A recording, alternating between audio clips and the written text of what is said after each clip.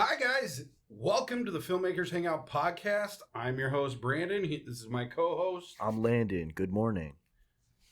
It is technically still morning. No, it's 1 o'clock. No, it's not. Yeah, it's 1 o'clock. Don't tell them that.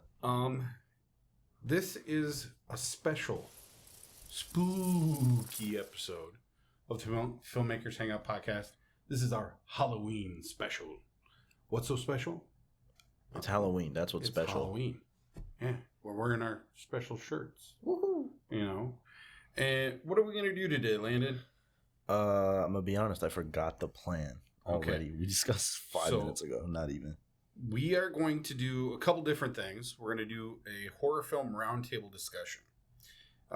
Just our favorite horror movies, iconic scenes, how they influenced us, our filmmaking styles, or anything like our storytelling, or maybe me, my love of special effects, that kind of thing. And then we're going to go into a fun little thing to where I'm going to tell Landon ghost stories or famous urban legends that happened on famous film sets. Some are real, some are not, and he's going to have to tell me or us if he thinks they're true or not. Yeah. It's a low gamey game. Yeah. So, here we go. Horror film roundtable, I would have to say, pointing right at you, right away, elephant in the room, I know what it is. Yeah.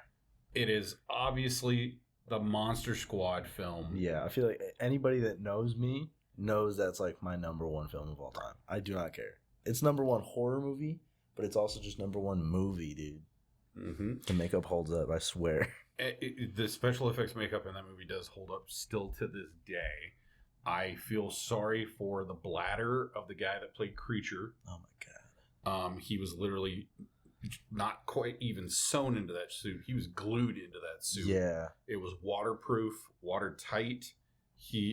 Zero breathability and visibility. That man was a champ. He looked cool though. So he looked awesome. He got a nice little trophy out of it. It is one of the films that I kind of fell in love with special effects makeup and things like that too. But then that movie really does push you creatively with some of your films and some of your ideas with movies as well. Tell us what exactly in that movie motivated you to kind of go in the horror genre, but also play in the Universal monsters, even though they're not the Universal monsters. They had to change the look of them and things like that to be able to work it. They called him Gillman in that movie, not the Creature. Exactly. Because they couldn't. Yeah. But, yeah, I love that movie. Like, story-wise, it's just, like, it's so fun. Like, it's not, like, your standard horror movie to where you're, like, scared all the time. Like, there's moments where it's just straight up, like, this is, like, funny. But it's not, like, campy on purpose. Like, it's 80s campy. Yeah. Like, it was dated campy. Yeah. That's why. It came out right about the same time Goonies did. Yeah. And Goonies very overshadowed this movie. Yes. I wish it didn't. But the funny thing is the one thing that a lot of people, even if they haven't seen this movie, they might know at least one thing from this movie, and it's Wolfman's got nards. Damn right he does. Did that character or some of these characters like trickle down into your creative process with some of your films? I know that like the Tim Burton, let's call it franchise in a sense. Sure. Has some werewolf themology to it. It does, yeah. Does anything overlap? Anything, sparking interest from that? Definitely. I mean, I never really liked werewolf stuff, but then I watched Monster Squad and then I kind of like fell in love with that concept because the dude that was the werewolf in that movie didn't even want to be a werewolf and whatever. So I thought that part was really cool because, like, I mean, most people, I haven't seen a lot of movies of werewolves that are like, yo, I don't want to be a shapeshifter, man. Mm-hmm. unless I'm just like not watching the right stuff, which is true, which is possibly true. Mm-hmm. But Tim Burton definitely pulls from that movie with like some of its campiness and some of its like storytelling, I guess, because I guess you could kind of say that what is kind of like Horace in that movie a little bit. Okay. What is a character in a lot of his films that he portrays? The character is Francis Potter. Yeah. What is his nickname? Because he partakes in the gummy variety of THC, CBD, and that's the only answer he ever gives anybody when somebody talks to him half the time. So yeah, very confused guy, but still very heroic. Yeah, you'll find out in F. Don't spoil it. Yeah, F is coming out. This is Landon's horror movie. Yay! Sad, real quick pitch here. Landon, when he was 13, he put out a triple feature. Teenage triple feature. I did do that. Well, he's going to be, this is the last year and a half or so of his teenage life. Your boy's 18 now. Yep. Happy late birthday to me. And he's going to be doing F, The Mudman, which as of recording this, we're filming literally this weekend. And then we have another one, I believe we can say what it's called at least, right? Yeah, let's see what it's called. I want to do this one. Go ahead. I like this one. It is. It's called Angel Clown. Angel Clown. Angel Clown. So he's going to do another teenage triple feature to kind of round out his teenage years and his filmmaking as a teenager. And then I'm going to say adios. To filmmaking in general? Doubtful.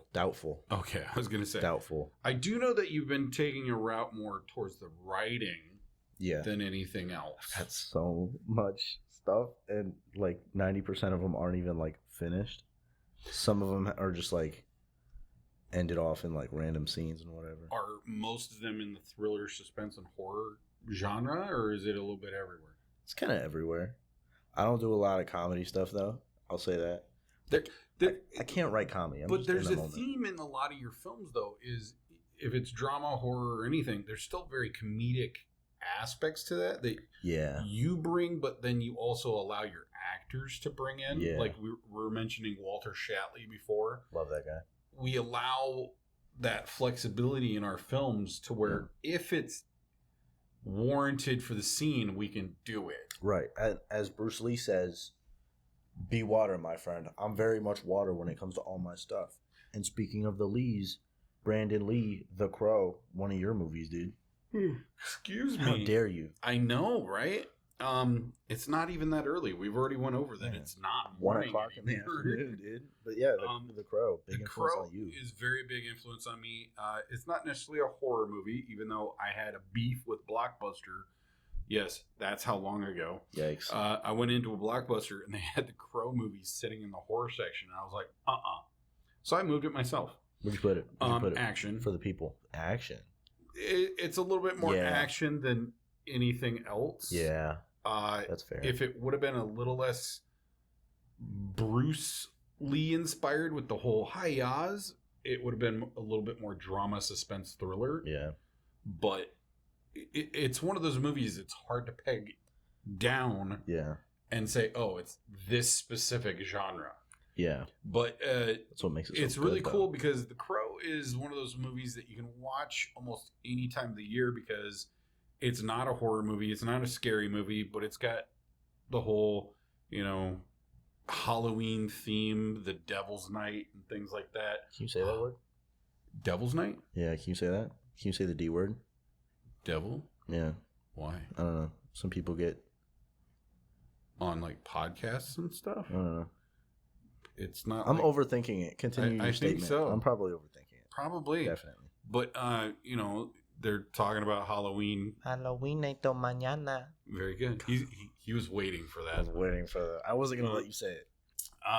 But yeah, it's definitely in my zeitgeist. So similar to how Monster Squad kind of molded you in your monsters and your themes and things like that, The Crow definitely made me love corvid birds and ravens and rooks and crows so much more. My production and black company T-shirts. Yeah. I am named after the actor, after all. Brandon Lee Fiscus, ladies and gentlemen. So, and it wasn't because of that movie. It was actually because of the Kung Fu movie. But basically, he was a big part of my life growing up in the movie thing. And crows were, so like my production company, it's named Crow Show Productions. My special effects company, Nevermore Special Effects. Even this kid is corvid related in a way that we named him. His middle names are Edgar Allan. Landon Edgar Allan Fiscus. Yeah. I am an acronym. Call me Leaf. Very much so. It's fall. Whatever. Back to the holiday. What's up? Yeah. Season. We're going off on tangents. So, we are. I think, horror movies get a bad rap for a couple different reasons. One, it's hard to keep it fresh, but then everybody, especially in the independent industry, says horror films are easy to make because anybody can do them. Yeah. But I think that's what makes a good one stand out, because when it stands out, it did something better than all of the easy movies. Right. But they're also very cliche. Like the dude, predictable sometimes. Yeah. Like the dude from Scream and how he has his roles or whatever of how to survive a horror movie. Mm-hmm. I'll be right back. Don't go in a dark room alone. Yep. Like, dude, that movie basically was like, this is what you don't do. Even one of the kings of the horror genre himself, Wes Craven, wrote that in his movie. Yeah. He himself understood, no, it's a trope. There's a recipe to all of this. Yeah. Let's mess with it. And that's kind of why campy horror movies work. Exactly. In my opinion, at least. Because they make fun of the trope, but they also do the trope. Exactly. So. Yep. I think let's move on to the ghost stories. Yay. Let's move on to the game of the ghost stories here. So I'm going to find... This is too much dead space, man. List right here. Well, that's the beauty of editing. True. Quick refresher. He's going to tell me ghost stories from real movie sets. Some are real, some are fake. I have to figure out which one is real and which one is fake. And if I'm wrong, he'll tell me I'm wrong. And if I'm right, he'll tell me I'm right. And then my ego will be boosted. Okay, so the first one I'm going to go out and explain is the movie Poltergeist. It's most infamous when it comes to on-set hauntings. Several cast members, including Dominic Dunn and Heather O'Rourke, died in strange or tragic circumstances after the films were released. Dunn was murdered shortly after the first movie, and O'Rourke, the young girl in the series, died unexpectedly at the age of 12, just before the release of Poltergeist 3. Urban legend says the production used real human skeletons for certain scenes, leading some to believe the film were cursed. Is this where I guess?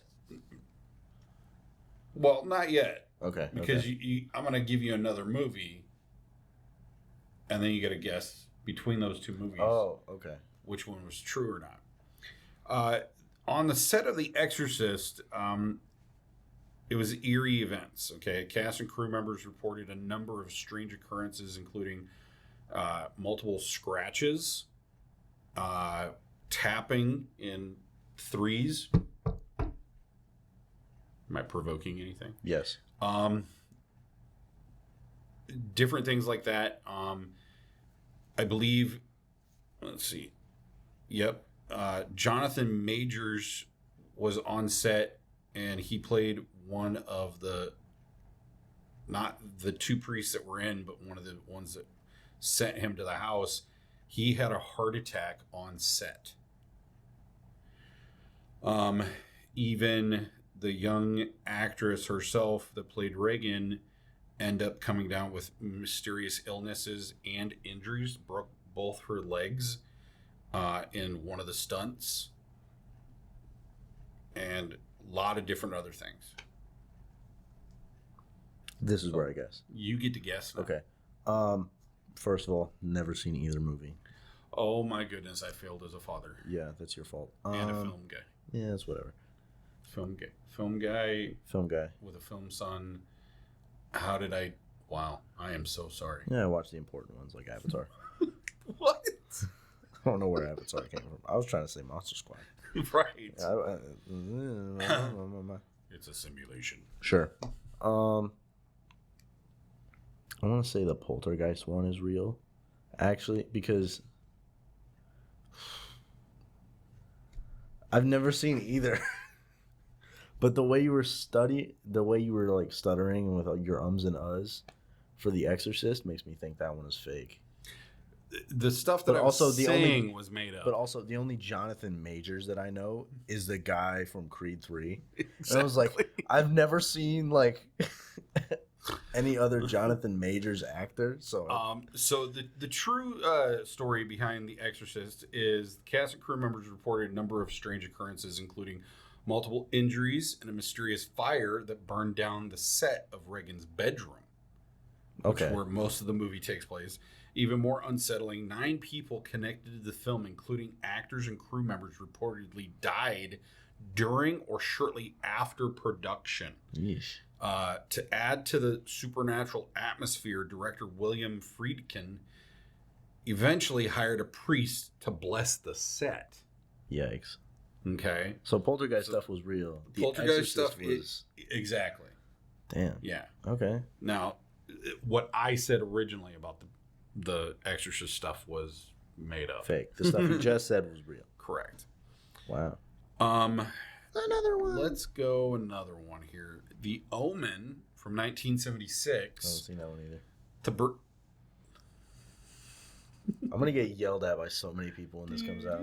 If you, it's my fault. I'm the one that should have made you watch these. Yeah, it's fine. I mean, why wouldn't a father let his son watch a movie about the son of the devil?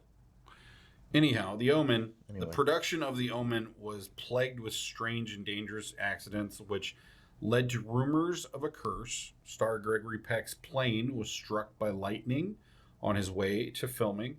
A separate plane that was scheduled to carry the crew crashed, killing everyone on board.